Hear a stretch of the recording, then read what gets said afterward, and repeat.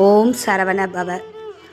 சிவபெருமானின் நெற்றிக்கண்ணிலிருந்து தோன்றியவர்தான் முருகப்பெருமான் என்பதை சிந்தித்தோம். இன்று நவதேவியர்களின் தோற்றம். கைலாயத்தில் சிவபெருமான் நெற்றிக்கண்ணை திறந்தபோது தேவர்கள் மட்டுமல்ல, அருகில் இருந்த பார்வதி தேவியும் அதன் வெம்மை அதாவது சூடு தாழாமல் ஓடினார்கள். அப்பொழுது பார்வதி தேவியின் காலில் அணிந்துள்ள சலங்கை சிதறி அதில் இருந்த நவரத்ன கற்கள் விழுந்தன. அந்த 9 கற்களில் இருந்தும் 9 தேவியர்கள் தோன்றினர்.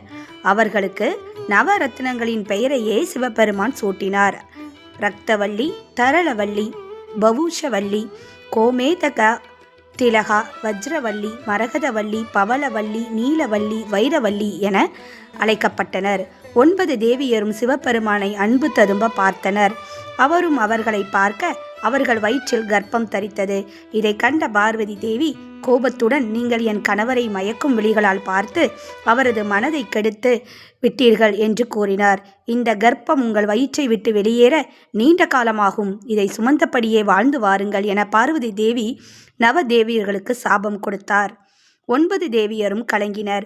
சிவபெருமான் அவர்களிடம், நீங்கள் கவலை கொள்ள வேண்டாம். நீங்கள் என் தேவியராகிவிட்டதால் உங்களை என் பக்தர்கள் நவ காளிகள் என்று அழைப்பர். நீங்கள் காவல் தெய்வங்களாக இருந்து பார்வதி தேவிக்கு தொண்டு செய்து வாருங்கள் என்று உத்தரவிட்டார்.